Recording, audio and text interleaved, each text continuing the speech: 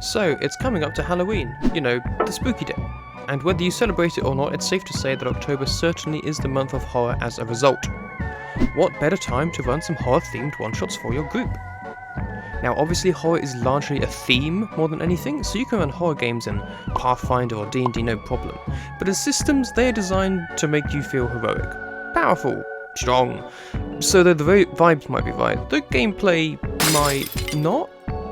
If you want a spooky game for heroic characters, then of course this still works, but if you want some systems that are more centered around horror, or in which your characters are nowhere near as strong, adding to that sense of danger and dread you can provide, then stick around, as here are 3 suggestions for playing different TTRPGs this spooky season, albeit a little late into said spooky season.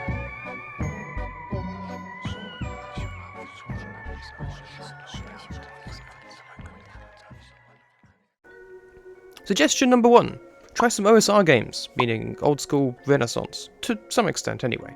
If you really want to stick with the classic fantasy vibe, you can still totally do this. Games like Dungeon Crawl Classics, DCC, Old School Essentials, OSE, and I expect, but I'm yet to try myself, Shadowdark, are either inspired by or homages to old school games, where high lethality was common, especially at low levels, or in character funnels for DCC and Shadowdark.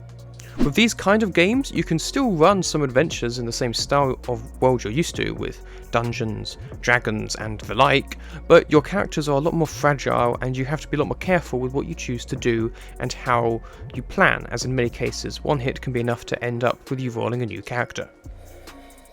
You have a group of villagers looking for a lucky break in an old crypt, and quickly getting in over their head as the undead start to pour forth from the shadows.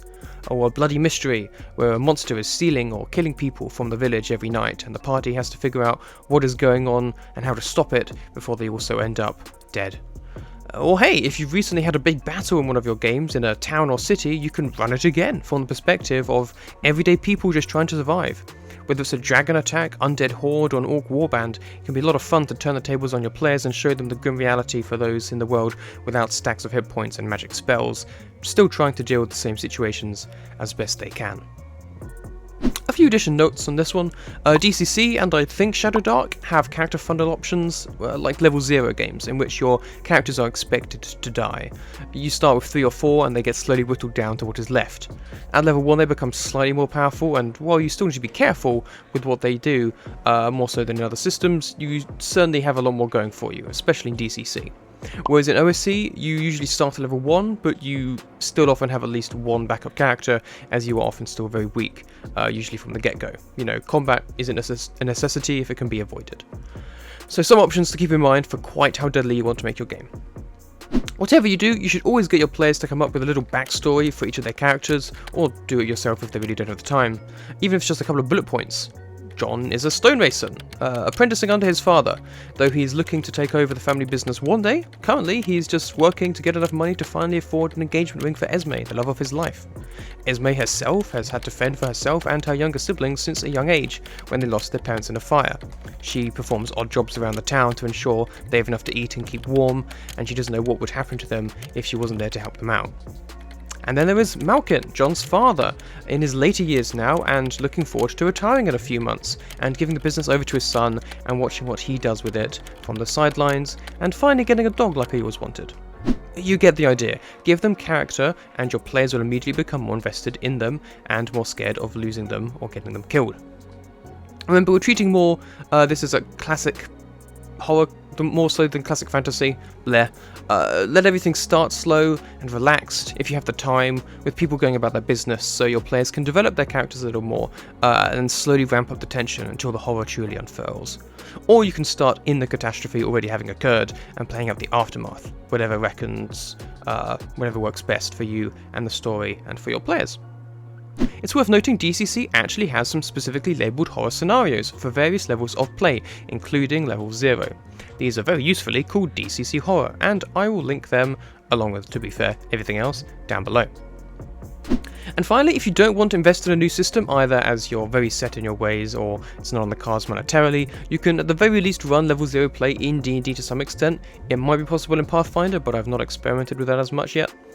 It's not really designed for in D&D either, but it can be done.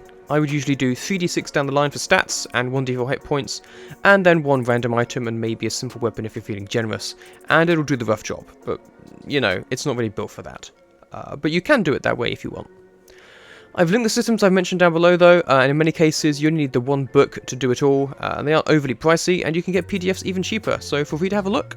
Oh hey, and if you've gotten this far, why not like and subscribe, and ring the bell for notifications? I'd really appreciate it. Suggestion number 2. Try out some funky horror games with fun gimmicks.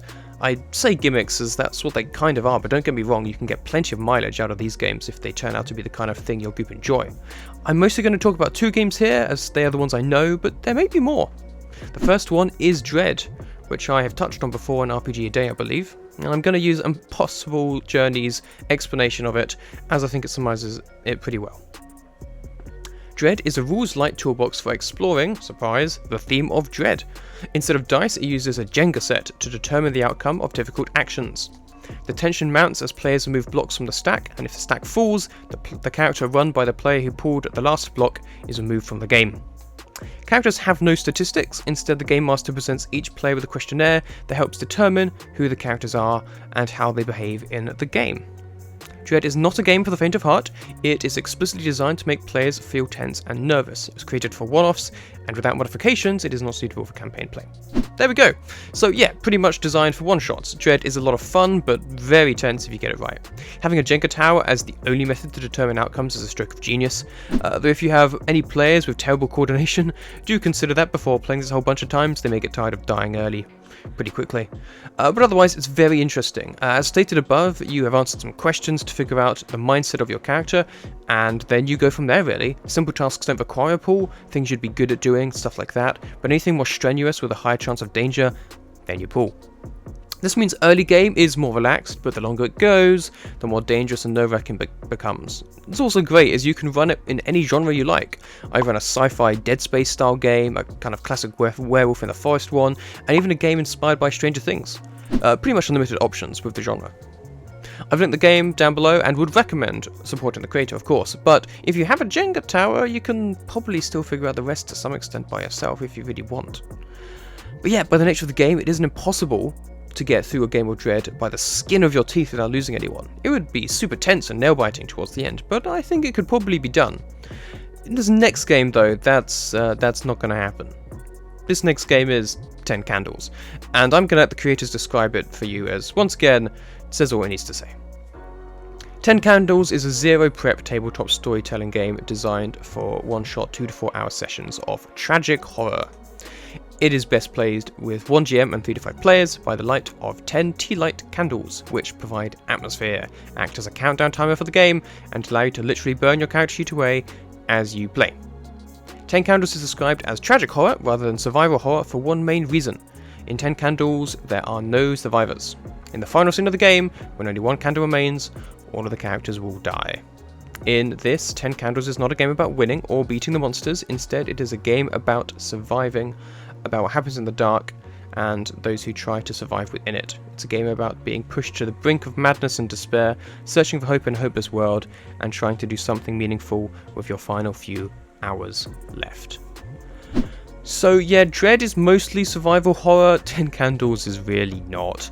And it goes without saying that, possibly more than anything else in this list, this is not for everyone. So if you want to try it out, make sure your players know, at least vaguely, what they're getting themselves in for. There is no winning here, just doing what you can at the end of all things. RP intensive and just generally speaking intense. This is again a really cool concept to give a shot every now and again, with every session again being able to be completely different from the last, as with Dread.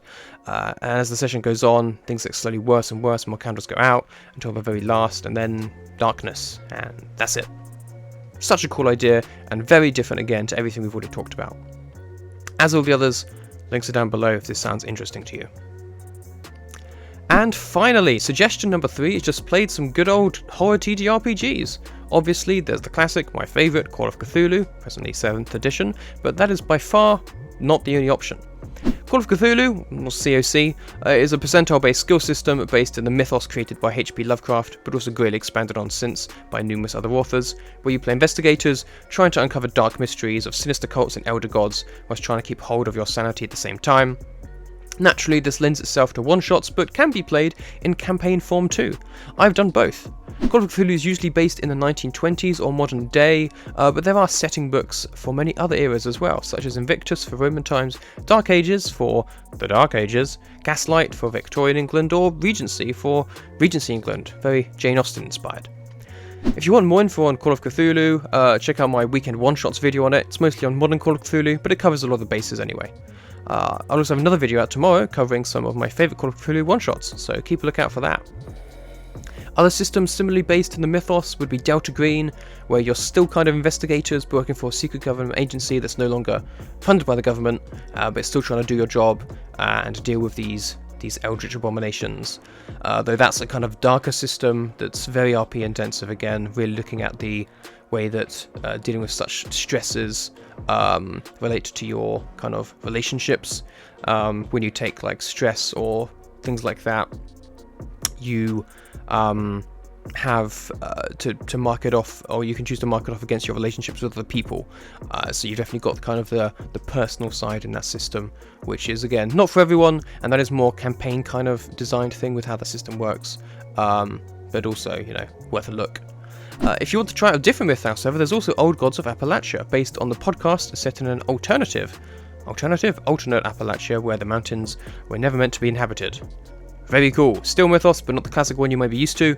Different time period again too. It's on the book on my shelf. I haven't run yet, but I'm really looking forward to.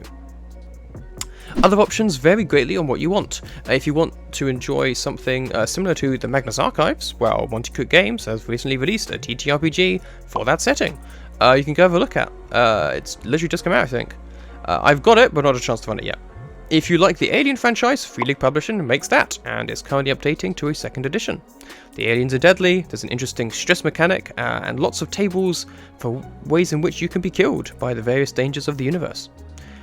If you want a more general sci-fi horror, you can try Mothership, which takes inspiration from all manner of different sci-fi horror things, or Death in Space, which is more general sci-fi action-adventure, though it can still be quite deadly, and you can easily flip it into horror scenarios if you want to.